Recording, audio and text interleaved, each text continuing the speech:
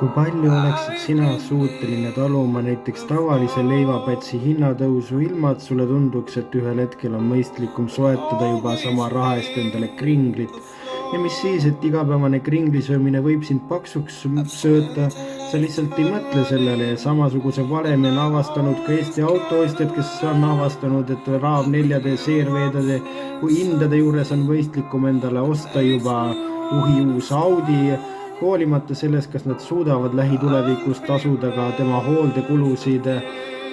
Ja nii on muutunud Audi sel aastal Eesti üheks populaarsemaks automargiks ja muidugi troonib edetabelite tippudes linnamaastur Audi Q5, kes täna on külastamas ka Naisluksuri proovisõitu.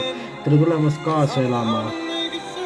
Q5 põlvkond nägi küll ilmavalgust juba peaaegu 6 aastat tagasi, kuid paar aastat tagasi läbistas seda mudeli uuendus, kuid sellest hoolimata õhkab temast siiamaani päris mitme nurga alt kõige esimest Audi Q5, mis loodi aastal 2008, mis oli ühtlasi esimene pisikesem luksus linnamaastur.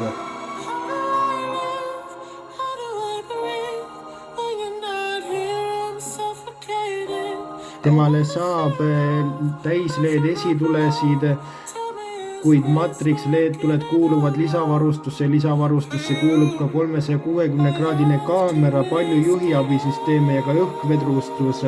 Kõik tema versioonid on nelikvjoolised ja varustatakse need 7-käigulise klassikalise automaatkäigukastiga. Paraku on tagaosas olevad sumbutitorud täiesti võltsid ja ka ees olevad õhuavad on täiesti võltsid, ehk siin on küll Audi sohki teinud, tagaistujatel on aga jalaruumi ja pearuumi lahedalt ja pagasruumi mahub talle 550 liitrit igasugust kola.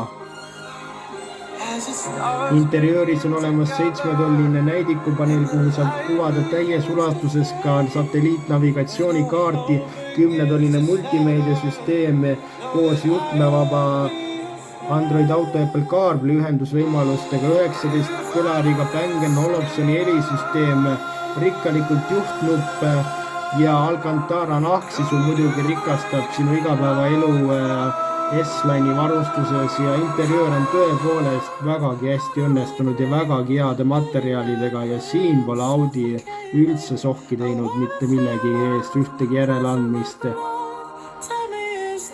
Mootori valik on tal ka rikkalik Audile omaselt ja omab see endas 2-liitrist turbodiiselmootorit, millel on 150 kilovatti ehk 200 hobujõudu või siis ka 3-liitrine V6 turbodiisel, kuid selle ostmiseks peab sul olema ikkagi natukene rohkem raha kui CRV või RAV4 soetamiseks, aga sellel on juba 350 hobujõudu. Ja turbobensiin 2-liitrine on olemas 265 hobujõuga ja pistikhübriidid rikastavad sinu igapäevaelu lausa 300 hobujõu või 370 hobujõulisena. Ja hinnakiri algab tal tõepoolest vaid 47 000 euro eest, mille eest saad endale tavalise CRV või parimas varustuses RAV4 ja ka mina oleksin sellise raha eest valmis julgema riskima kõigega ja ostma endale uue Audi Q5.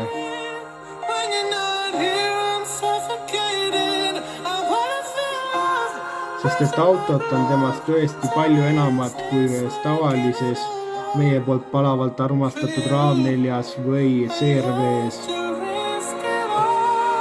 Nii et riskige ka teie kõigega ja ostke endale uus Audi Q5. Selline oli sellekordne Naisluksuri proovisõit, kohtume juba nädala pärast.